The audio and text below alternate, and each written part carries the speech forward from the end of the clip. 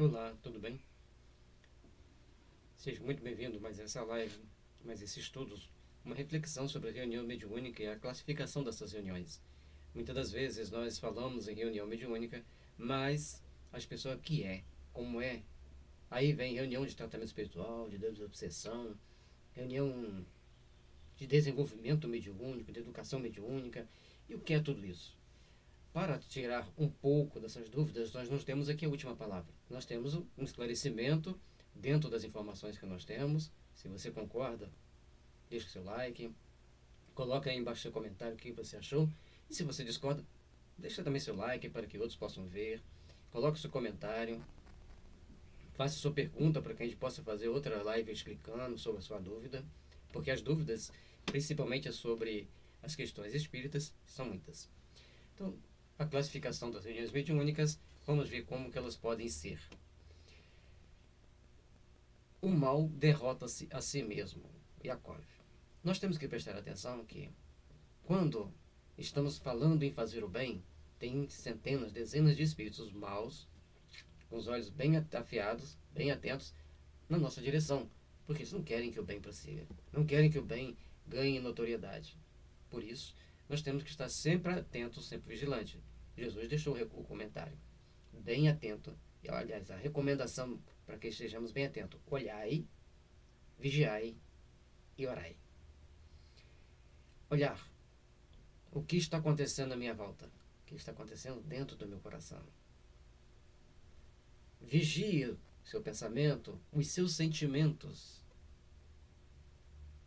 Observe o movimento ao seu redor. E ore, porque a oração é o alimento divino para fortalecer a sua alma. E nós nos esquecemos disso muitas vezes. E pagamos o preço. A reunião mediúnica é uma reunião de tratamento espiritual com diferentes classificação e alcance, e devemos observar as seguintes condições para a sua realização. Entendendo que toda reunião mediúnica é uma reunião de tratamento espiritual. Assim como nós temos no sistema de saúde uma UPA, um posto de saúde, temos um hospital, uma clínica, e assim vai as classificações, de acordo com o tamanho do hospital, ele vai ter CTI, UTI, bloco cirúrgico. A reunião mediúnica pode ser comparada a isso, porque está fazendo esse tratamento em nível psíquico, na nossa estrutura psíquica, no nosso perispírito. Na introdução do livro, do estudo do livro dos médiuns, tem lá o que é perispírito, como que ele é, e a gente faz uma série de explicações baseada no livro Mãos de Luz, de Barbara M. Brennan, certo? E até nessas figurinhas que ficam aqui no slide, né, apresentando aqui na tela do OBS, que sai aqui para vocês, a gente poderia, vou pensar agora em colocar uma imagem, né, do perispírito para as pessoas terem essa ideia. Agora eu vou ter que procurar, teria que parar a live, aí demora, vai cortar o vídeo. Vamos continuar assim, mas a gente vai ter que colocar aqui depois. Bom, entendendo essa parte, nós temos que a reunião mediúnica tem que ter algumas condições para ser realizada. O meio, onde ela está sendo colocada. A equipe mediúnica, com a sua disciplina técnica e psíquica, vai ser explicado mais à frente. O médium, com todas as suas características intrínsecas. O espírito, o mentor e protetor. Tudo isso tem que estar muito bem sintonizado, muito bem sincronizado para que a reunião aconteça da melhor forma possível, para que a reunião aconteça dentro daqueles parâmetros previstos pela espiritualidade, para que a gente possa, com isso, desempenhar bem o trabalho mediúnico. E trabalhar mediunicamente não é igual você botar um pendrive no computador e puxar os dados. Às vezes é problema também, né? Eu costumo dizer que a mente do médium é como um pendrive carregado, ou com um computador com seus drivers, tudo muito bem montado, tudo carregado. E a mente do espírito comunicante vai ser como o pendrive que vai ser ligado ali e vai passar aqueles dados importantes para que aquele espírito comunicante retrabalhe os seus sentimentos. E também, quando ele passa seus dados para o médium verbalizar, ele se sente desabafando daquela situação. Então, isso é importante que a gente vai entender lá na frente, principalmente na outra live que a gente vai fazer. Cada um dos itens acima tem uma influência no resultado do trabalho. A gente tem que prestar bem atenção que o meio, a equipe mediúnica, o médium, o espírito, o mentor e protetor, onde está a casa espírita, em qual linha geográfica ela está. Tudo isso influencia tudo, tá, gente? É muita coisa que a gente ainda desconhecemos. Algumas a gente pode até entrar em detalhe aqui, outras não. Senão cria polêmica. Em O Livro dos Médiuns, temos a observação de Kardec com respeito às relações que existem entre certos espíritos e certos médiuns. Item 254, primeiro tópico. Por exemplo, fala sobre a predisposição à obsessão e os demais tópicos falam sobre os cuidados e responsabilidade. Olha, gente, O Livro dos Médiuns é um livro que todo espírita deveria ler pelo menos uma vez por ano. Ele é muito grande, não dou conta. Faz uma forcinha. A gente tem que ler o Evangelho, tem que ler o Livro dos Espíritos, tem que ler o Livro dos Médiuns, tem que ler a Gênesis, tem que ler o Céu e o Inferno. Nossa Senhora, quanta coisa tem que ler a série André Luiz e tantos outros livros adicionais que a doutrina traz para nós. Com isso, estou falando meio rápido, né, gente? Com isso, nós temos que prestar atenção em o que estamos lendo, como estamos lendo, para que a gente sempre tenha um tempinho para ler pelo menos um tópico por dia das obras básicas. Existem médiuns que são protegidos de certos espíritos, independente de onde estejam, mas eles irão, esses espíritos protetores, o direcionar a essa ou aquela atividade espiritualizante mais compatível com o objetivo superior que eles representam e transformarão a reunião para essa finalidade. Embora os protetores possam se manter anônimos e invisíveis, no meio onde o médium vai estar, eles estarão presentes vibracionalmente no local onde o médium esteja. Olha, gente, aqui um resuminho de bastante coisa que a gente leu, mas assim, determinadas pessoas têm uma certa proteção especial. E se eles forem nesta ou naquela reunião, vai acontecer alguma coisa inerente àquela condição deles estar ali e dos seus protetores estarem irradiando vibrações de amor. É comum, já aconteceu com algumas pessoas conhecidas minhas, chegar numa reunião de Umbanda e falar: isso aqui não é para você, você deve ir para um centro espírita kardecista. E muitas pessoas chegam no centro de Umbanda e falam: olha, lá onde você está não é bom para você, você deve ir para cá porque aqui é o seu lugar para trabalhar. Não vou entrar no mérito de ser certo, de ser errado esta colocação, apenas falando para vocês que existem essas colocações, a gente deve procurar respeitá-las e fazer o possível para que, ajustando aqui, tá, gente? E fazer o possível para que nós possamos somar dentro de um grupo para que tudo esteja da melhor forma possível, para que tudo esteja, como diz meu filho, se não arrumar antes, depois fica chato. Mas agora ficou melhor aqui. Eu diminui o tamanho da tela, que dá para mim continuar lendo, e eu consigo ver ali. Bom, gente, aí nós temos então que estar sempre prestando atenção nesses pequenos detalhes que nos acontecem, para que, fazendo o nosso trabalho, consigamos empenhar e desempenhar bem as nossas funções com responsabilidade. Aí, quando a gente coloca ali que os espíritos estarão presentes vibracionalmente, aí você fala assim: mas espera aí, como que eles vão estar lá presentes vibracionalmente? Então, esse médium não vai ser obsediado? Se ele for para um lugar que não deveria ir, ele está obsediado. Eu passei muitas páginas aqui. Mas os seus protetores estão radiando para ele. Terão consequências daqui, consequências de lá, consequências acolá, cada um com seu nível de responsabilidade, de compreensão. E, diante de todos esses fatos, nós vamos observando que a pessoa, o médium no caso, ele tem uma parcela de responsabilidade muito grande em tudo que ele faz, certo? E as pessoas que estão em torno desse médium também. Falar em mediunidade, falar em comportamento de médium, é uma coisa muito delicada. A gente não está aqui para criticar ninguém, mas apenas para trocar ideias. Cada um vai ter o seu ponto de vista, vai ter a sua forma de entender o que eu estou falando, e a forma de entender também as situações. E dentro disso tudo, nós temos que procurar fazer com que tudo aconteça de uma forma que a reunião fique a mais segura possível, certo? Bom, quando a gente está falando de médiums, de espírito protetor e de espírito obsessor, Kardec deixou bem claro para nós: a obsessão é o escolho da mediunidade. É o ponto mais crucial, mais delicado.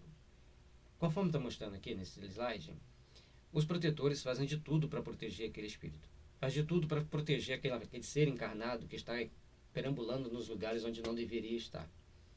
Mas existe o limite dessa proteção.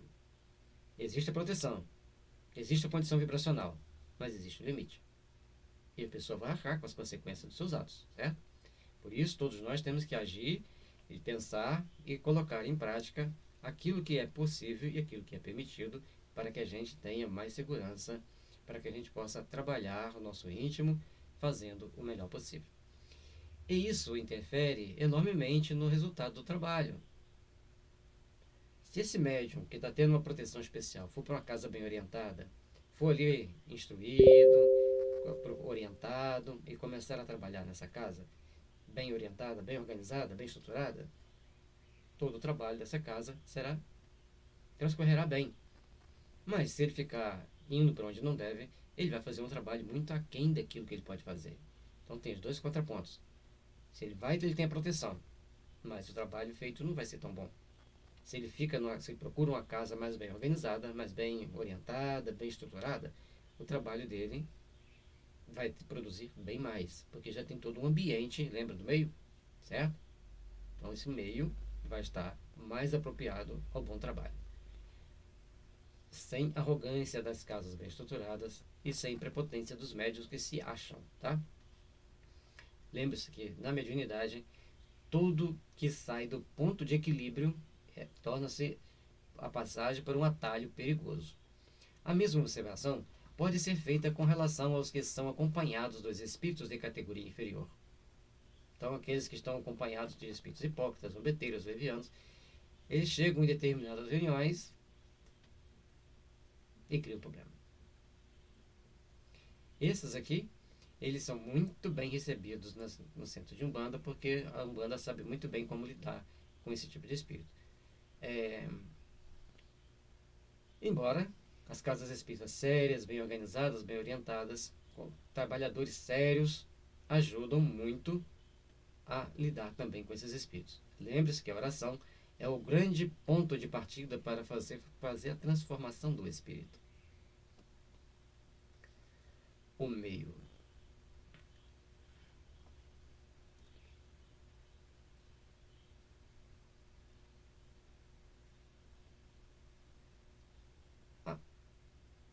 A sala de reuniões mediúnicas deve ser o meio. A sala de reuniões mediúnicas deve ser em uma casa espírita e ser em local apropriado e de acesso restrito.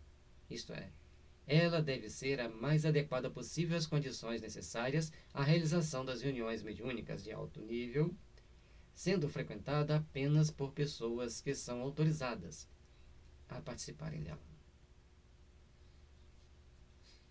Sobre os integrantes nós vamos falar mais à frente. Então, a casa espírita tem lá várias salas. Uma para reunião mediúnica, que seja só para reunião mediúnica. Agora, a casa espírita tem duas salas. Uma que é usada para reunião pública e a outra que é usada para tudo. Evangelização infantil, passe,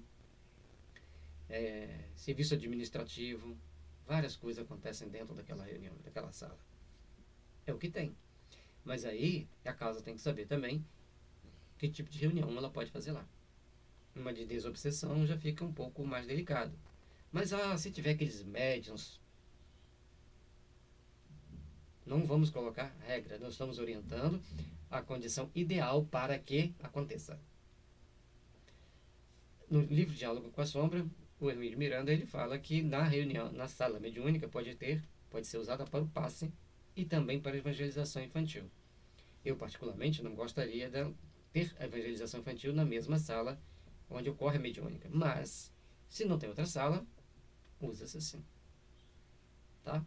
Mas, ou seja, é importante... e se a casa espírita só tiver a sala para reunião pública e não tiver mais nada, só aquela sala ali? vai ter que usar aquela dali para todas as finalidades, certo? Então, antes da reunião mediúnica, as pessoas se reúnam, leiam um trecho daquela série de Fonte Viva, comentem a lição por uns 15 a 20 minutos e depois vai fazer todos os trâmites para começar a reunião. Porque quando você leu Fonte Viva, Caminho, Verdade e Vida, Pão Nosso, Palavra de Vida Eterna, tem mais outros dois livros, vai fortalecer vibracionalmente o ambiente e aumentar e melhorar a vibração das pessoas, tá? A equipe mediúnica. Sua composição deve ser restrita às pessoas que possuem consciência da responsabilidade exigida para a tarefa e que entendam o comprometimento que a reunião exige para lograr os resultados almejados, bem como ter conhecimento doutrinário ou condições psíquicas especiais para o intento, além de disciplina técnica e psíquica. A disciplina técnica e psíquica, a gente repetindo ela aqui de novo. Bom, gente, o resultado é atender satisfatoriamente e orientar satisfatoriamente os espíritos. Esse é o resultado que a gente quer para a reunião mediúnica. Certo? Ótimo. Aí, para a gente conseguir isso, nós temos que ter uma equipe de espíritos e de mentores, uma aguinha, né? Uma equipe de espíritos e de mentores em condições de ajudar na sustentação. Para isso, nós temos que ter uma equipe mediúnica dispostas a contribuir com essa sustentação do nível físico. O mais, não vai ter uma reunião mediúnica perfeita, vai ter aquelas mais adequadas ao trabalho, e com isso, tudo vai se ajustando para que, no final, consigamos o trabalho, consigamos as realizações necessárias para aquilo que a gente quer, que é o tratamento dos espíritos. Reunião restrita. Somente pode estar presente pessoas previamente selecionadas, devido aos seus conhecimentos ou aptidões psíquicas, ou ainda indicadas pelos mentores da casa ou mentores da reunião. Deixa eu olhar um negócio aqui.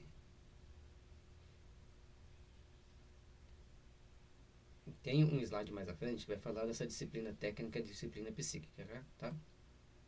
Se não falar, a gente vai ter que repetir. Vamos lá. Aí, gente, ela é restrita. As pessoas que estudam, que trabalham na casa, que estudam a doutrina espírita, que participam dos trabalhos da casa, participam dos estudos que tem na casa e estuda também em casa.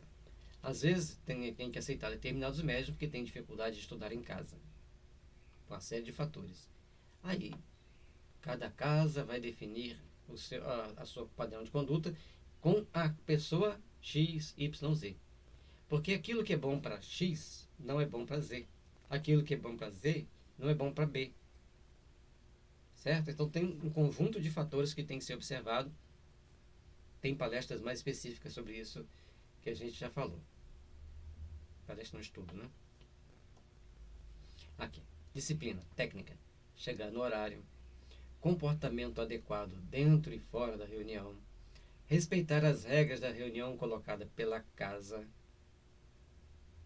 E tem muitas outras. Disciplina psíquica. Observar os ensinamentos de Jesus e de Allan Kardec. E demais obras reconhecidas como subsidiárias, ou seja, observar a ética e a moral cristã.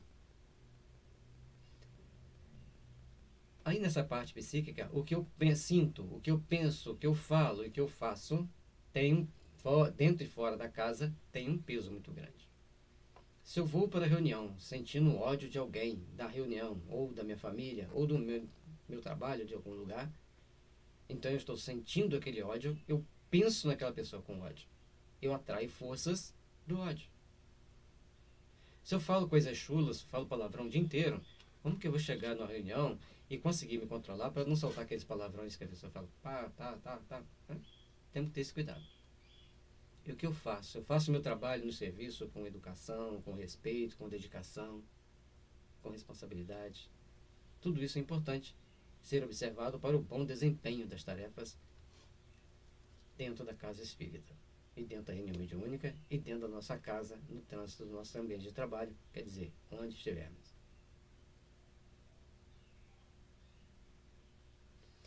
Aí vem outra situação. Nós falamos do meio. O meio é o quê? O local da reunião mediúnica. Faz parte da da estrutura física da casa espírita. Deve ser um local exclusivo para a reunião mediúnica. Os integrantes da reunião mediúnica devem estar vinculados com atividades da casa espírita por pelo menos X meses. E o número de integrantes. Um erro aqui da gente.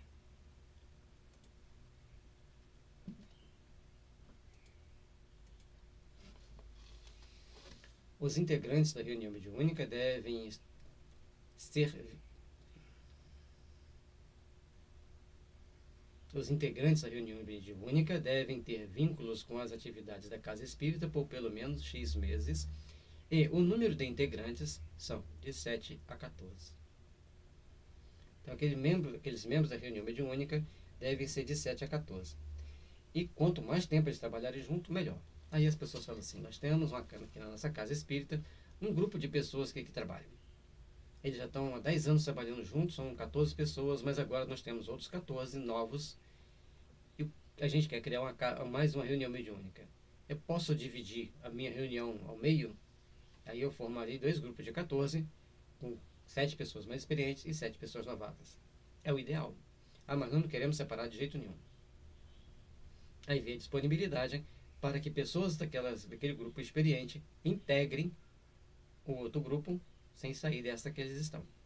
Aí tem uma série de situações que pode ser conversado, trabalhado para ser melhor entendido pelo grupo e realizado também de uma forma melhor pelo grupo. Tempo de reunião é de 30 a 40 minutos de estudo e no máximo 1 hora de prática. O normal é de 30 e 40. Então, o normal é 30 minutos e 40 minutos. Já deu 1 hora e 10 de reunião. Com mais aqueles 10 minutos iniciais de bate-papo ou de uma leitura edificante, a mais as orações iniciais e finais. Então, vai dar mais ou menos esses 70 minutos. Ou 1 hora e 10. E é muito comum as pessoas fazerem com 1 hora e 30. Aí vai ser ajustado esse tempo. Normalmente 45 minutos de reunião prática e a outra parte de estudo.